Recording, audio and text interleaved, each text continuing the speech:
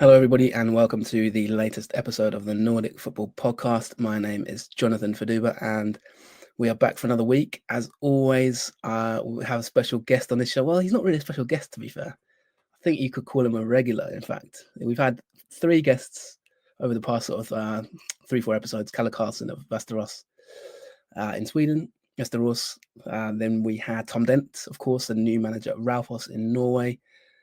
On the most recent show, if you tuned in, we had Per Jarle Dallum, the technical director of Rosenborg BK, to give us an insight into life at one of Norway's biggest football clubs.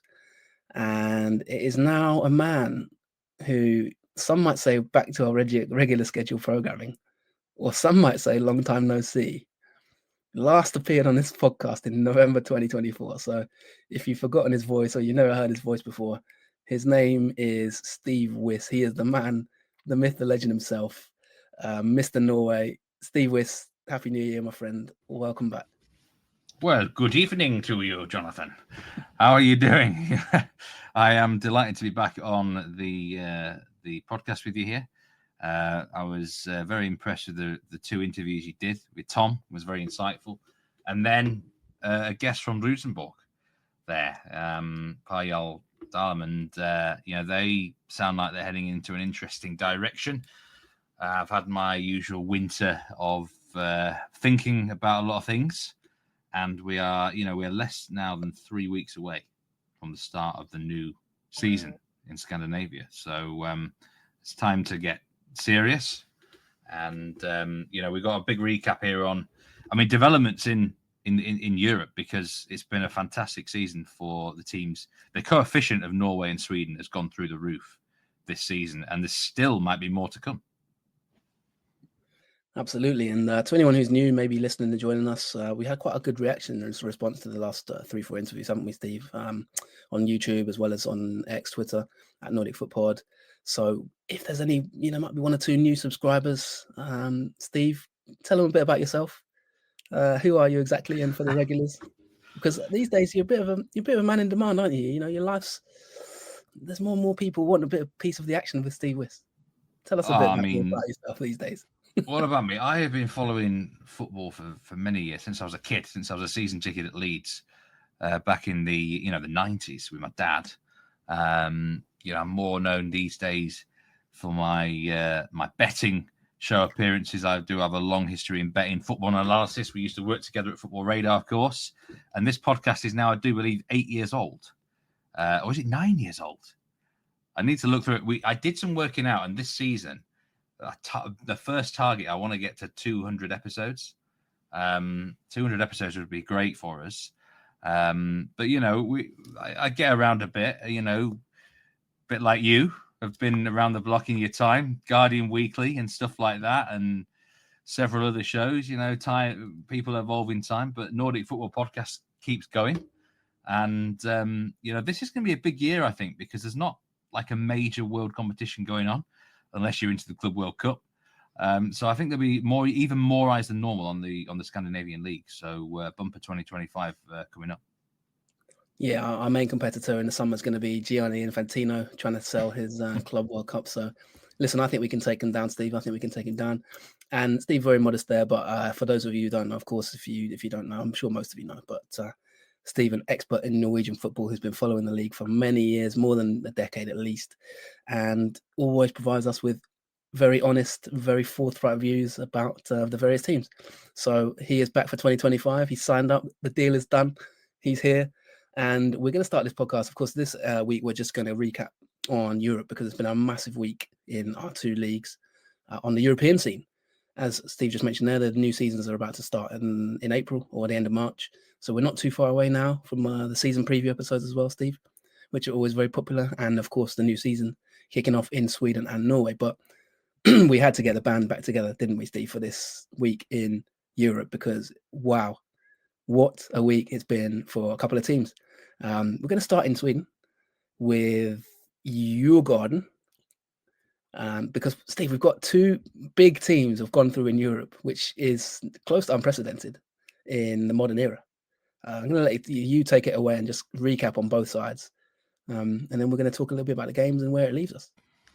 I enjoyed your pronunciation there of Djurgården. because that is exactly how the commentator did it on TNT Sports over here last night. I've got to say, I've got a little bit emotional watching some of these teams in Europe in the last few weeks. It's, I've been following these, Norway and Sweden for well over a decade now, longer. And, we'll come to Glimt soon, but Djurgården, we've got to remember they've not had they did have Swedish Cup games, but a long winter break for them. And they bypassed the playoff round because they finished in the top 8, of course, in the Conference League. So they drew a Cypriot team called Paphos, who've been going well recently, top of that league. Quite a new club, actually. I think they only formed in 2014. And the first leg, they really suffered in Cyprus. I think Paphos will look back and they think they should have won that game by more than one goal. There was a really controversial second goal, which was disallowed. But I did have a feeling Paphos would regret that. And Djurgården had to improve on the first leg performance. And I was really, really pleased for them that they delivered big time on the big stage. A 3-0 win against Paphos at home. They had 2 goals disallowed for VAR as well, which were tight. And they dominated. They delivered. The fans must be so proud of them. I'm not a Djurgården fan by any means at all. There isn't a team in Sweden apart from the FK that I perhaps have an affinity to. I don't have an affinity to a Stockholm team as such. But I was honestly, I was really proud of them. It was one of those moments where the crowd were loving it. The celebrations of the third goal, and they thoroughly deserved this. And they've now got a quarterfinal against Rapid Vienna. The winner of that will probably face Chelsea. This is serious times for Djurgården. Who on earth would have thought they would make a major European quarterfinal? Jonathan, well done to Diff. Yeah, tell us about the game, because the attendance was just over 17,000. I know there's been some sort of crowd troubles and things like that with Djurgården that's affected their stadium capacities and things like that. Some crowd issues in Stockholm. But like you just said, it's a fantastic achievement. I mean, the first thing to note, as you said, Steve, is they've done really well in the Conference League this season, especially for the fact that they have had that winter break for such a long period of time. It's always a challenge for the Swedish and Norwegian teams. And also the fact, the Swedish Cup, they have played 3-4 games. They were knocked out, in fact, by IFK of the Swedish Cup at the beginning of March, which was quite a bit of an upset, to be fair. Lost 4-3 at home in that one. But the preparations, of course, for Paphos, those were the preparations, more or less. They've had to play friendlies, and apart from that, and sort of bide their time. You mentioned the 1-0 deficit, the 3-0 win. I mean, it was up and down, wasn't it? The goalkeeper got injured, a terrible looking incident from Nilsson Safe, because hopefully he's okay. Since we've last recorded on this show, Steve, you're going to do have a new manager, of course. Honkavara has gone in there, and he sort of changed things a little bit, of course. But tell us from your point of view, Stenson got a goal, Felanius, of course, as well, and then Tokmak and Gwen. But tell us from your point of view in terms of the match itself, how did you see it playing out against Paphos? Because a 3-0 win is quite comprehensive, isn't it? But did you see anything that you enjoyed about the team? What was it that carried them through, in your opinion? Well, the first leg, you mentioned the goalkeeper there, Malcolm Nielsen Salfquist, is it? I think is the pronunciation. He kept them in the first leg, keeping it 1-0. He made some great saves. And we'll talk about his injury soon. He had another assured performance before that. But I think what we saw was a genuine 4-2-3-1 formation, actually, which was, in a way, quite refreshing to see. I mean, do you remember 10 years ago, that's all we were getting in football, wasn't it? But there's so many variations now, 3 at the back in that, but it was quite a straightforward system. I think there were some really standout performances.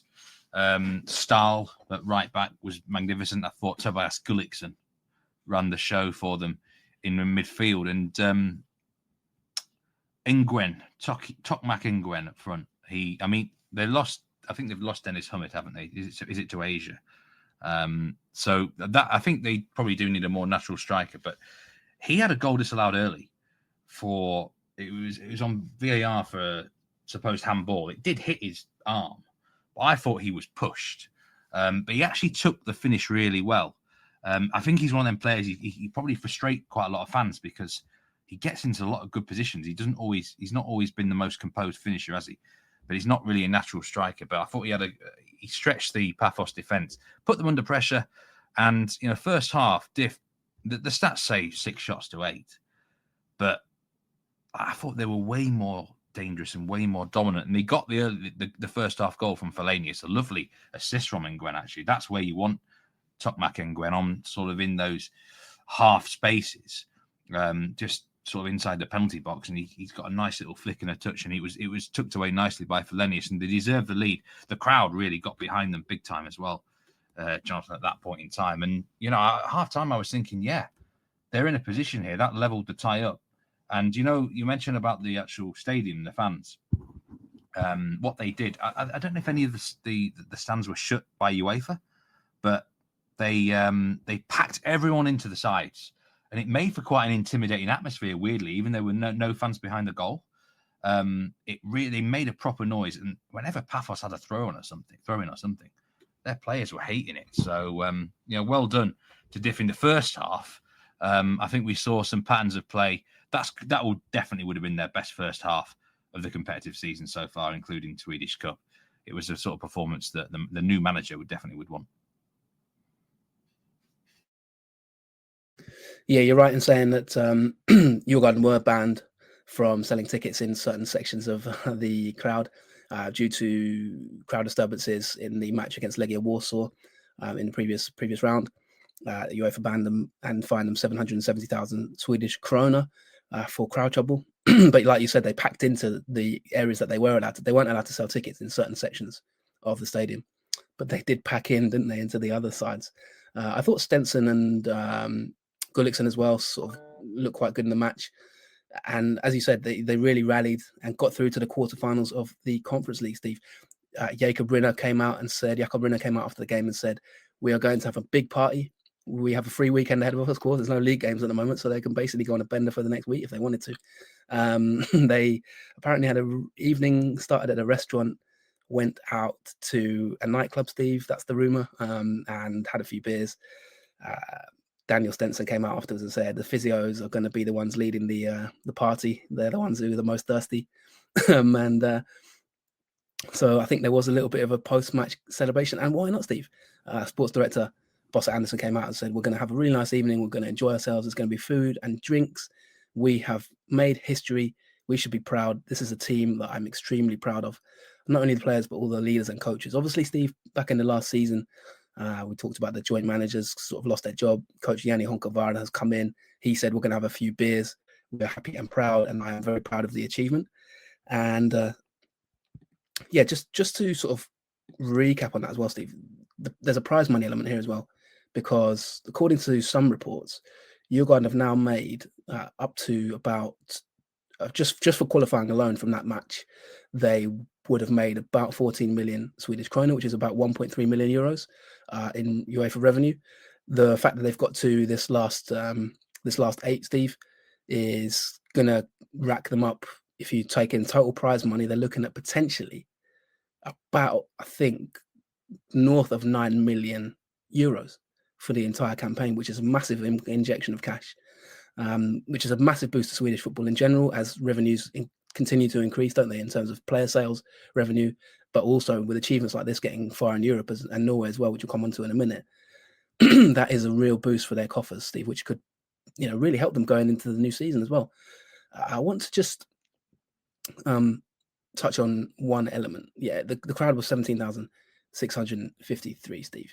And according to reports, I think this is pretty much, we've double checked this. I think we are right in saying this is the first time that a Swedish team has made it to the quarterfinals of a UEFA competition, Steve, since 1997, when AIK, or IKOR, their rivals, Djurgården's rivals, played Barcelona. What's your opinion, in terms of, you said you were quite proud watching it. Did you get that sense when you watched the game at the final whistle that it was that feeling of real sheer pride? Yeah, I loved it. I mean, the second half was brilliant. It was magical. They had the goal disallowed. Gullikson scored a brilliant second goal. It was disallowed for a foul, which is probably a fair decision. But, I got a feeling a lot of the fans watching were quite happy that VAR isn't in Sweden, really. when you're waiting around for the VAR. But then Daniel Stenson scored an unbelievable second goal. This is an absolute galazzo. It was one of those where I was like cheering in my seat watching this. It was a beautiful goal. Unfortunately, he misses the next match because he got a late booking. And 2-0. Obviously, they're still not through. One more goal from Paphos, but they've gone to extra time. But they kept pushing. They kept pushing for the third goal. I really loved that about Diff. The fans were just rampant at that point. I mean, the atmosphere was brilliant. And then I think it was Fellainius shot one off the bar, and Gwen, he deserved a goal. He had a great performance. He nodded it home, and then he went on. He ran towards the crowd, embraced with the fans. I love that. I love it when players go into the crowd and they get hugged, and it felt like a pivotal moment. I felt like the connection between the players and the fans was really there at that point in time. I was actually watching the match on TNT Sports over here in the UK, and I thought the commentator, Dan Mason, he called the game really well. It was really refreshing to see nearly all of the pronunciations done excellently. He was well clued up. He had all the stats and he had all the data, things like that. He'd done the first leg as well, I do believe. And the third goal really was like sort of hairs on the back of your neck moment when it went in and you saw the crowd go mad. And the commentator in the UK had a great moment where, he did mention, it's the first time in 28 years that a Swedish club has reached the quarterfinals of a UEFA competition. And that third goal was one of those that I remember quite a lot. There's been several down the years, going back to when Ading Benro scored that goal for Rosenborg against Ajax. And that was one that I remember as well. I mean, the second goal was obviously the more spectacular goal, but Tokmak Nguyen nodding in that header just really sealed the tie, and he got Djurgården over the line into this historic quarter-final. There was 11 cards in the game. I mean, every time you looked at the referee was dishing them out left, right, and centre. I'm trying to think. He was an Austrian referee. But yeah, so that's two big players, isn't it, missing for the first leg against Rapid Vienna. But this is what football's about. A lot of people diss the Conference League. Look at Joey Barton on Twitter the other day taking the piss out of it. That's absolute rubbish. This is what it's all about. Making moments for the fans in this. Look at some of the teams left in the Conference League. It's a brilliant competition. And I honestly, when we break down the game, football is about the fans, and Djurgården have absolutely earned every minute of that. And I loved it. Yeah, congratulations also to Yanni Honkavara. We will talk about him probably in the pre-season podcast. He is a Finnish manager. He was previously at Kups. Steve, he was named Veikkausliiga Manager of the Season in 2024. And he also was Finland's assistant manager. So he's left to move to Diff. And what a start he's had. He's already probably a bit of a legend there, making history. Steve, and any listeners, this is a bit of a challenge for you. Can you name us we talked about the AOK Barcelona match in 1997. Steve has agreed to take a challenge here. He thinks he can name the Barcelona lineup from that team when Oikor made it to the Cup Winners' Cup 96-97 UEFA Cup Winners' Cup quarterfinals. They played Barcelona at the Nou Camp. David Ellery was the referee. They played away from home, the Stockholm-based club. The manager of Oikor was Eric Hamlin in that game. But the Barcelona team, now that is an interesting one. Steve, can you name, you've volunteered to name the team and the manager. So take it away. And this is a little test for listeners as well. Can you think of some of the players that would have played in that Barcelona 1997 team against Oikor? I think I might struggle a little bit here because I was only, 9 or 10 years old. This is more up your street. You're a lot older than me. Hey, come on, calm down. The goalkeeper, I can't think of one, but let's see if I can get some names. Well, I know one of them because you told me off air. Ronaldo, the original Ronaldo. I'm going to have to say Mark Overmars. Was he in that team? Mark Overmars, or had he moved to Arsenal by then? Well, you've changed your tune a bit here because you volunteered that you said you could. I think I could predict the lineup. So you seem to have. Well, I'm going to say Mark Overmars, Ronaldo, Rivaldo. I'm going to say Frank de Boer. Did Ronald de Boer play there as well? I think that both of them played there at one point. Emmanuel Petit, did he play there? The defense, Pep Guardiola, maybe? Was Guardiola playing then? He played centre midfield. The goalkeeper, I can't. Who's the bloody keeper? Who was it? The keeper. I'm going to name the team now because yeah. I mean, I got a few. There, I thought you might get a few more, to be fair, but you did get a few. So yeah, Busquets in goal, but this is Busquets' father, of course. I wouldn't have got that. Busquets in goal. Carles Busquets. Albert Ferrer, right back. Wouldn't have got that either. Miguel Angel Nadal, related to Rafa Nadal, the tennis player, centre back. Laurent Blanc played centre back. Red card. Yeah, I should have got that. He got sent off. Left back Sergi Barjuan. Midfield Pep Guardiola, as you mentioned there, and Georgi Popescu, the Romanian.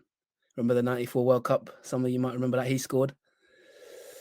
And then 4-2-3-1, Steve. So you've got that's the 4 and then the 2. But this is a tasty forward line. You've got Luis Enrique, who just knocked Liverpool out of the Champions League with his PSG side, attacking midfield.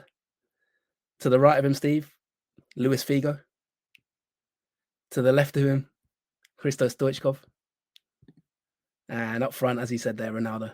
The R9, the original R9. And the bench was good as well. And the bench, exactly. The bench is even quite nice. You've got, funnily enough, he recently got sacked by West Ham. Julian Lopetegui as the sub-goalkeeper. And then the rest of the bench is kind of Guillermo Amor, some of you might remember him, Ivan de la Peña, Giovanni, and Juan Antonio Pizzi. But bonus point, Steve, can you name the manager? I mean, are we knocking on the door of who managed there? Did Bobby Robson manage there? Was he there then? Terry Venables, was he there? Ding, ding, ding, ding, ding, ding, ding, ding.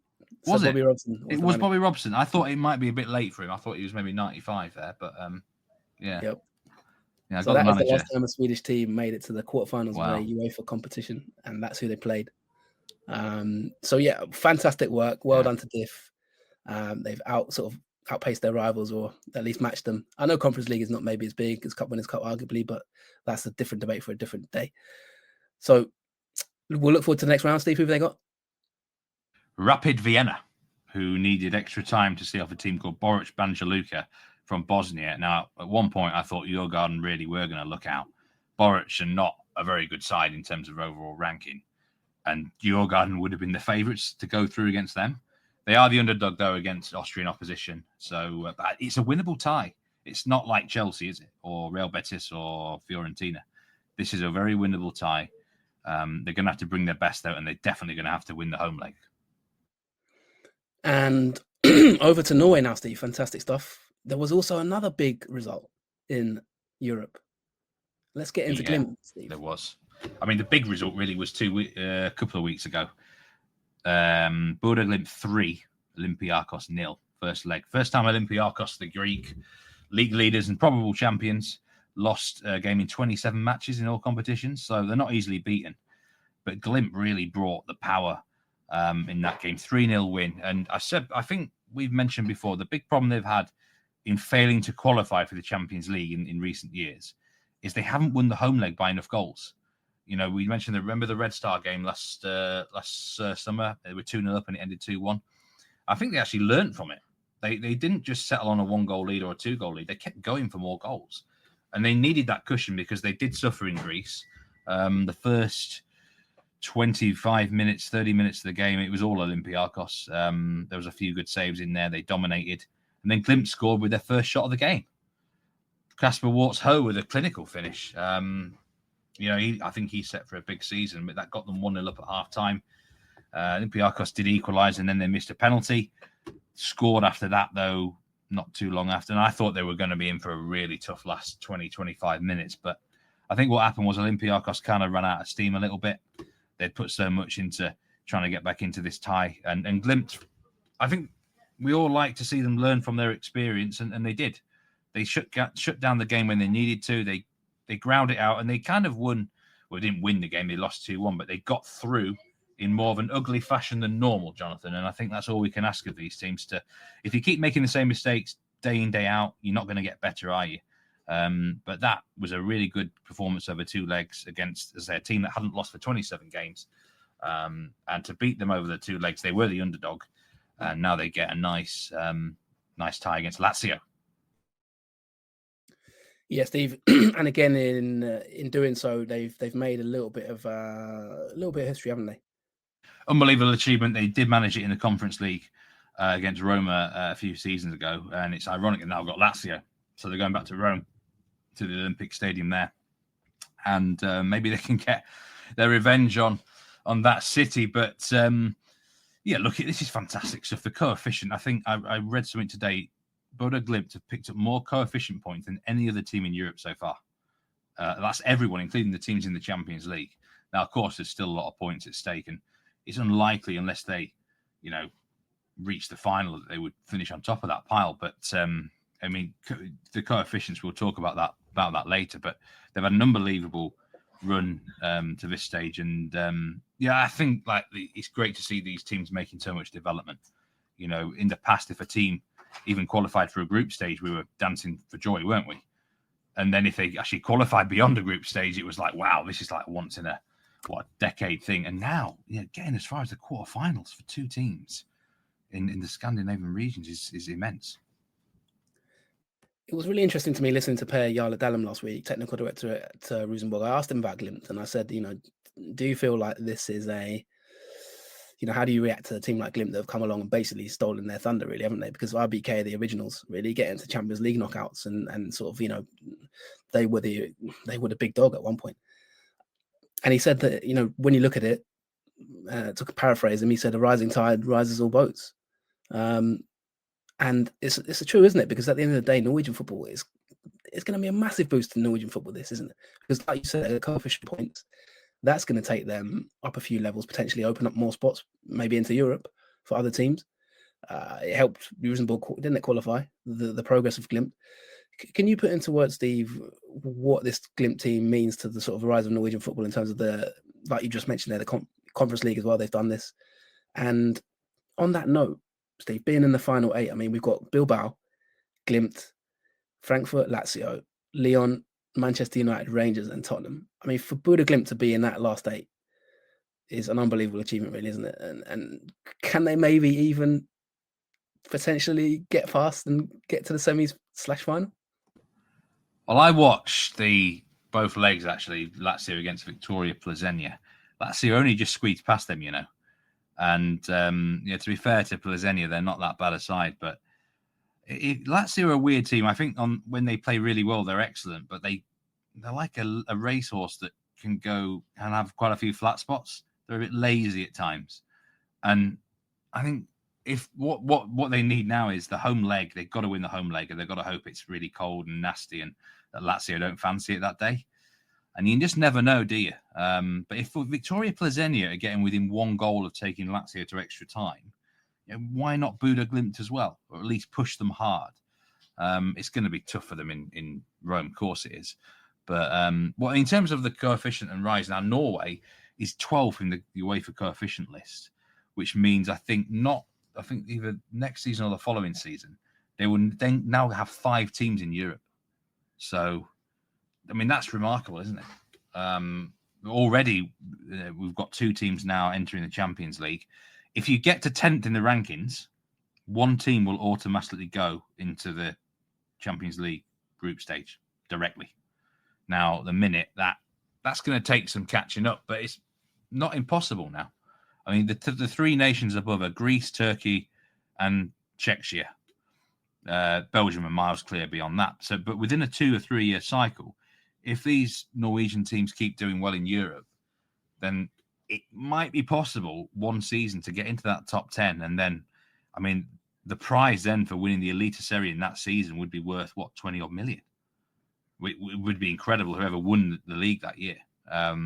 If you got a random winner, you could imagine someone like, I don't know, I was going to say Haugesund there. That's never going to happen. But say you got a random winner of the league that year, like a team at Viking or something.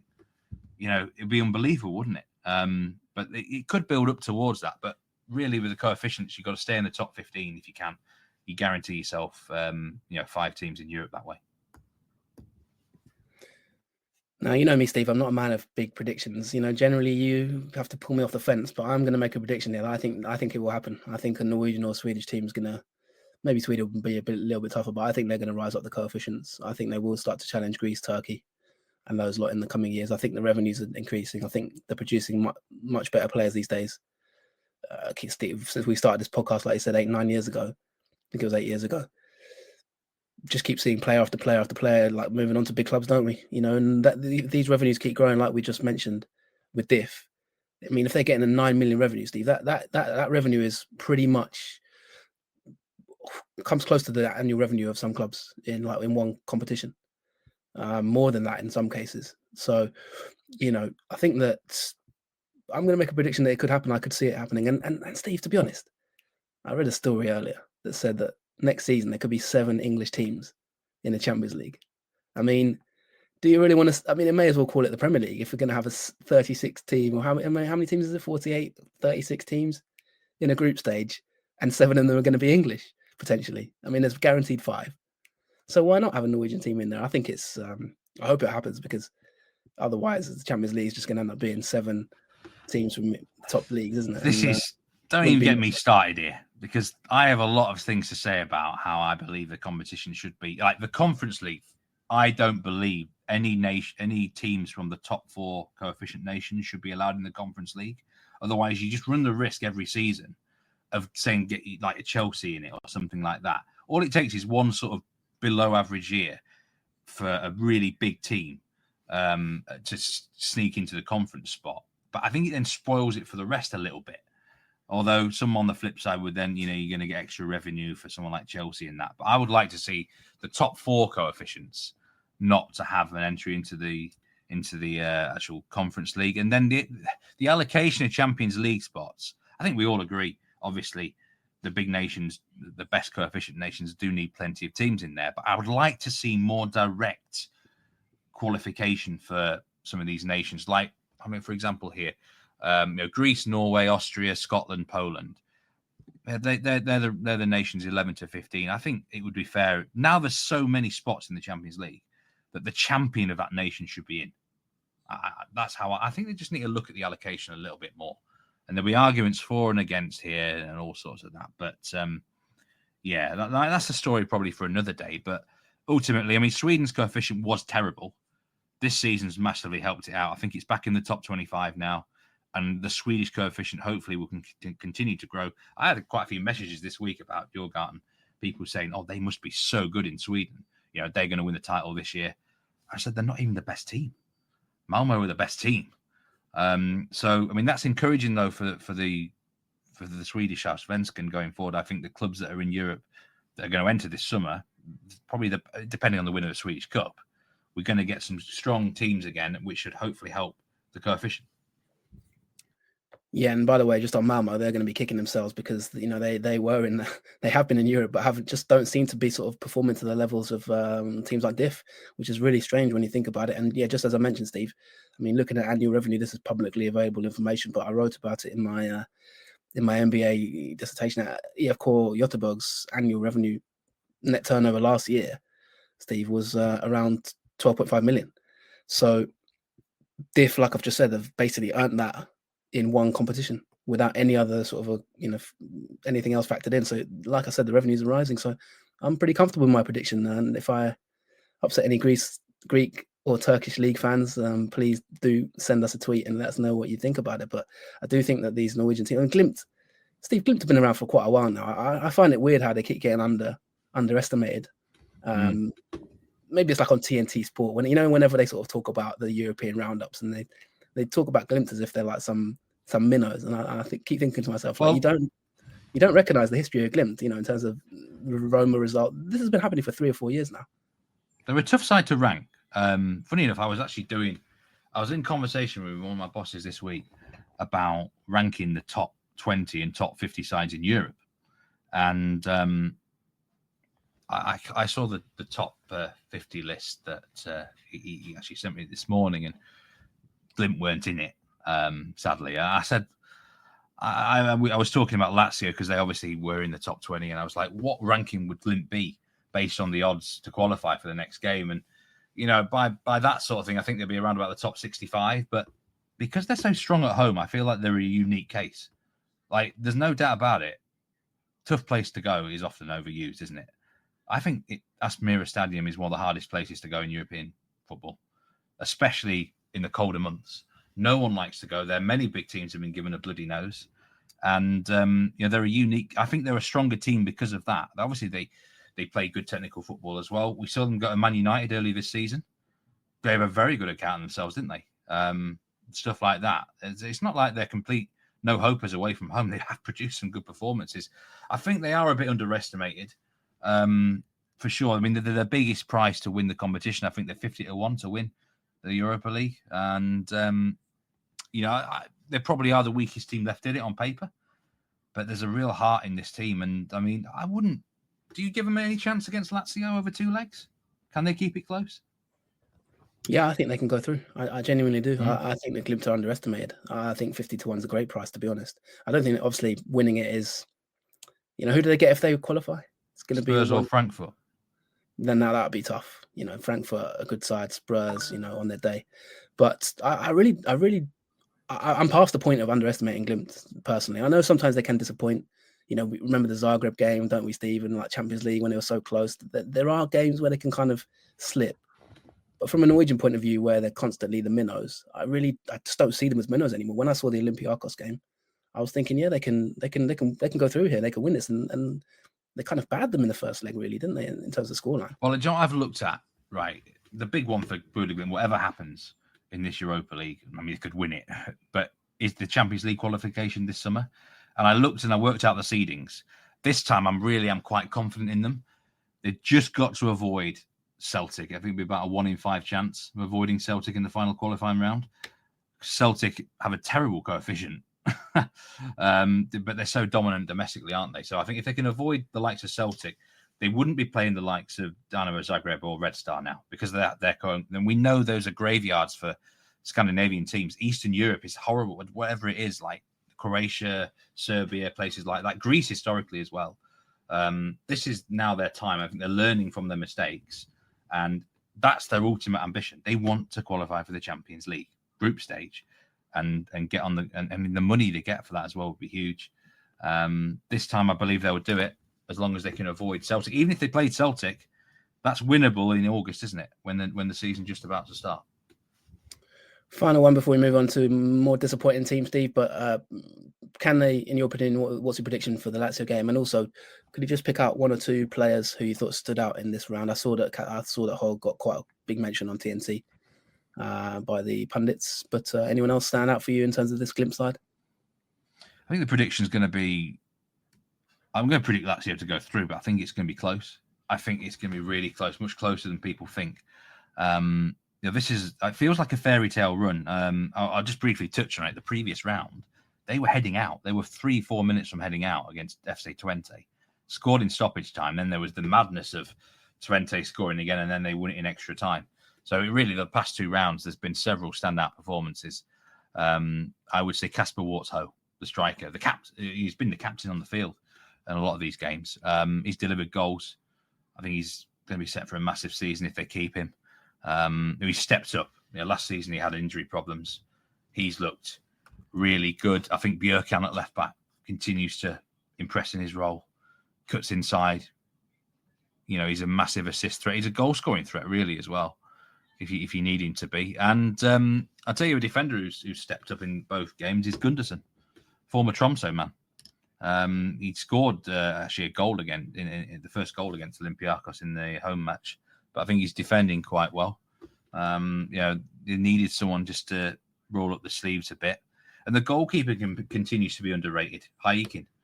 No one ever talks about this guy, but he's never let them down, He's made some big saves in the last 2 or 3 years, both league and in Europe. And he's starting to develop a much more assured pair of hands. Save that penalty. If that penalty had been scored when it did, I know Olympiakos scored 5-6 minutes later. Big stop. So those I would say are the players that have really stood out for Bodø Glimt on this run, and they can freewheel now, get into the quarterfinals. You never know. I think they'll keep it close. Yeah, two massive achievements really. Diff, Djurgården and Bodø Glimt. Fantastic work in the Europa League and Conference League. We have to give a massive shout out to both organisations, both clubs. Maybe we'll have 1 or 2 people from those clubs on the podcast at some point this season. We're rising up in the ranks these days, Steve, with RBK guests getting involved. So you never know. Steve, let's move on, because there was one other team, obviously, before we wrap up this show, who had a bit of a disappointing last round. You want to talk about 2 rounds, basically, don't you? The Molde obviously progressed in one, but fell away in the other. Let's talk about Molde, Steve. Yeah, Molde have just been eliminated by Legia Warsaw after extra time. The overall score 4-3 on aggregate. And I think Molde can have regrets about this, because they were 3-0 up in the first leg at home. At half-time, I do believe it was. And at that stage, you're thinking, I mean, I didn't actually expect them to necessarily win that first leg. They end up winning it 3-2 because Legia Warsaw completely dominated the second half. Could have even equalised in the end. But still, they took an advantage to Poland with them yesterday. And it was a game where I think Molde inside 90 minutes might feel they should have avoided defeat. They did concede a goal in the first half. There was nearly 40 shots in the entire game.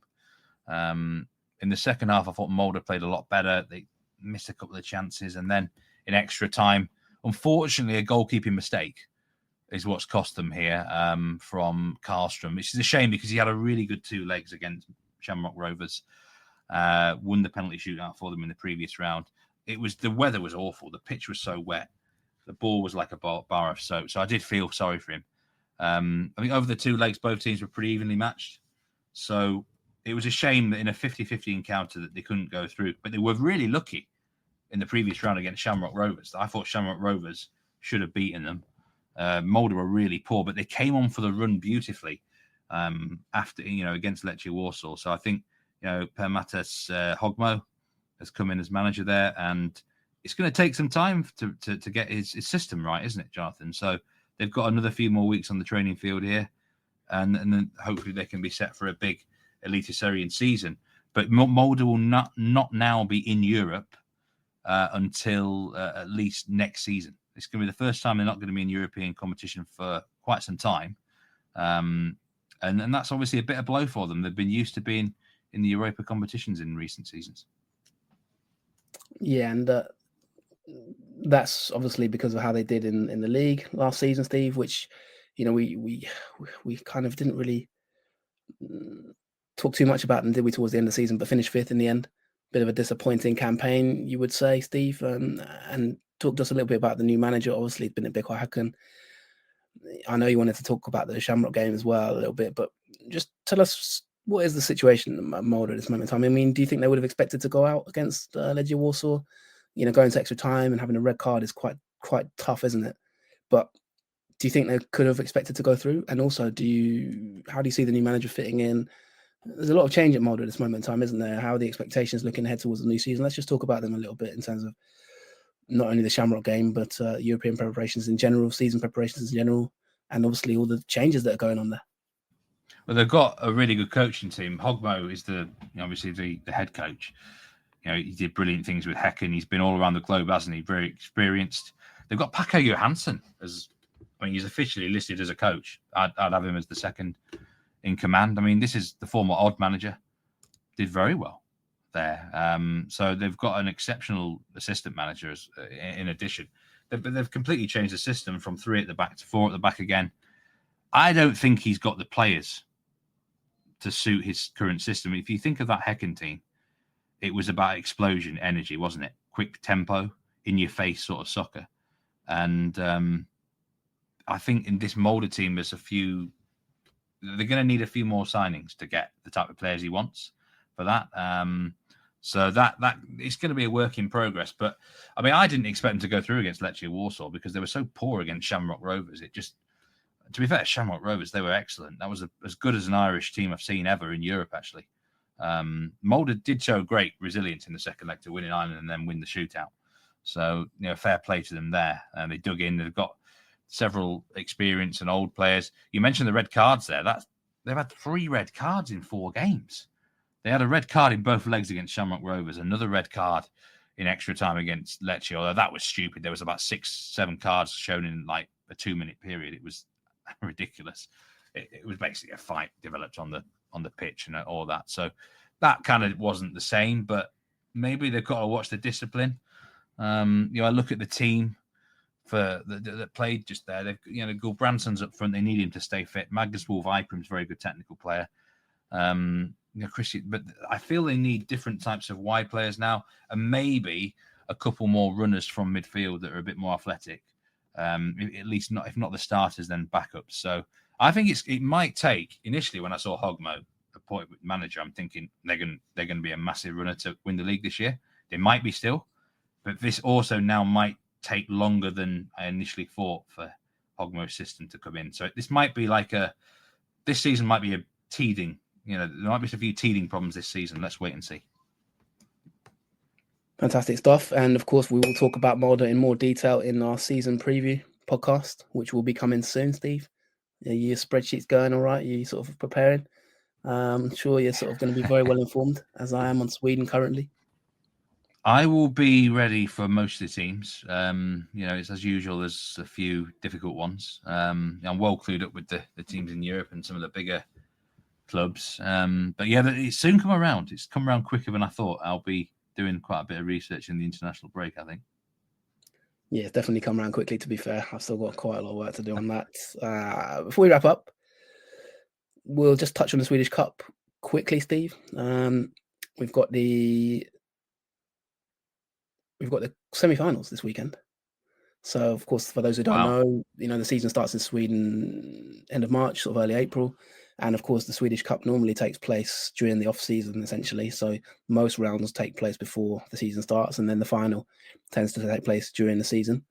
And, Steve, there's been some massive results in this competition so far. A huge turmoil at IFK Göteborg, which I'm sure we'll talk about in weeks to come. But they battered Hammarby in the quarterfinals last weekend, 4-0, which really shocks me. They are through to the semi-finals, Steve. They will play Malmo on Sunday away. Malmo came through against Elfsborg after extra time. Kiese Tellin penalty late into that game. Obviously, Elfsborg didn't really talk about them, did we, in Europe? But they had a good run, to be fair. Didn't make it out of the groups, but had some good results. Talked about them obviously last season a bit in detail, but obviously they did get knocked out in the end. They've been knocked out of the Swedish Cup. We've got in the other game, Steve, on Sunday, we've got Häcken. Beckel Häcken always do well in this competition. They managed to get through against Mjällby in the last round with a 94th minute winner. And they're going to play Norrköping, who knocked out Trelleborg, Steve, after extra time. And Norrköping in a bit of turmoil at this moment in time, that club. They've just literally announced the sacking of their club manager, in fact, due to off-field issues and problems. I think that got announced today, in fact, that, the new board has fired club manager Michael Sturridge. So despite that, they've still got a big game to come. Potentially could make it to a final if they can beat Häcken. But the losses of about 40 million kroner for the year in 2024 season, and of course the fact that they were fighting relegation, has led to Michael Sturridge being relieved of his duties in the past week. So, two big semi-finals as well, Steve. So there's a lot going on at the moment, and of course we will be back in the coming weeks. But do you know what's interesting? Is Norway going to change their cup system? So the Norwegian Cup is going to be in the spring as well now. They're going to start it at the back end of the year, and they're going to have the final around about April and May time. And I think they're basically copying the Swedish model. And I think it's probably a good idea. This actually happened during the COVID times, if you remember. I think it gives teams more competitive minutes before the off. So I do agree with it. But there's always the group stages of the Swedish Cup always feel quite friendly, to me. Like random results can happen. But it does look like a decent semi-final lineup to me. Four big clubs, really, in that semi-finals. And, it'd be interesting to see who wins it. Obviously, I'm just looking at the league positions from last season. And there'll be quite a lot of teams cheering on Malmo. Because, Djurgården, it will affect them, won't it, the most? If Djurgården are going to qualify for Europe again, they've either got to win the Conference League or hope that Malmo win this Swedish Cup. Yeah, I'm really intrigued about IFK because, that turnaround, as I mentioned, Steve, basically the entire backroom staff has been gone. There's a massive boardroom struggle, Steve, which we'll touch on, I guess, in future episodes, of course. But the way they battered Hammarby, It does sort of bode well potentially. But as you mentioned, there is a bit of a friendly vibe about the Swedish Cup. I think at times it's hard to really read into some of the results, and often it depends on where teams are in the preparation. I sometimes feel that because it's before the season and it's in the off season, I feel like sometimes teams just don't take it seriously. It's a bit like the FA Cup, isn't it? The early rounds of the FA Cup sometimes in England, where teams like the smaller teams just seem to sort of think, oh, we'll have a rest. But actually, it's quite important to the season because you could get it's a fast track to Europe in the Swedish Cup, agree. especially because it's only a group stage really, and then a couple of knockouts. You know, the FA Cup, okay, fine. I think there's one or two more games in the FA Cup to win it, and if you're a smaller team, obviously it's harder to win.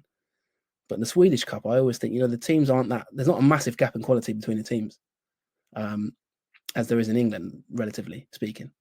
So I always think there's a bit of an opportunity. You know, look at a team like Trelleborg potentially, if they'd have got through that in extra time, they'd be 2 games away from Europe, and they're in the super, and they're in, you know, they're not even in Allsvenskan. Or even a team like Norrköping, you know, this could completely change their whole club trajectory from the relegation situation, and all the turmoil could end in like a massive achievement, to be fair. So we'll see how it goes. But that's all we've got time for. Steve, good to see you back in 2025 on this Nordic Football Podcast. And just want to also say a quick shout out to everyone who supports us on Patreon, patreon.com/Nordic Football Podcast.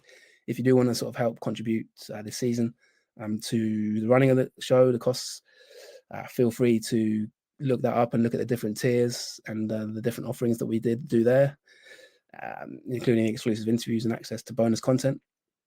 And also, we just want to give a big thanks to everyone who has sort of supported us on Patreon over the last, 3-4 years. We really appreciate your support as always. And if you do want to help us get through the 2025 season, then feel free to sort of shout us a beer or a cup of coffee on that subscription. But it's totally voluntary, of course, and the podcasts remain free. So, Steve, I'll let you get back to normal life. Good to see you, my friend. It's been good to be back. There's a lot to come on the Nordic Football Podcast this year. Season previews won't be that far away, but enjoyed this one, and I'm enjoying watching these teams in Europe. I get really excited, as you know, right, like July, August when the qualifiers are on. But in recent seasons, it's extended to group stages and now beyond. And like I said, I'm quite proud of these teams. I feel like, you get an affinity. You feel quite close to them, don't you? I've been watching them for many years, and I don't really hate that many sides up there. No, not many anyway. So it's been great. I'm excited about watching Diff and Bodø Glimt in the next rounds of Europe. Yeah, we're going to be massively supporting both sides. I think if they made it to a semi, that would just be unbelievable. So who knows, Steve? But tune in. We'll be back soon. We'll also have a few more guests lined up potentially. So you never know what to expect on the Nordic Football Podcast. So hit that subscription button wherever you get your podcasts, and we will be back very soon. Thanks a lot, Steve. You can find you on Twitter as well, can't we? At Meatman Soccer. You can find me at JF Football, FUTBOL. See you soon. Take care and stay tuned. See you around next time, everyone. Take care.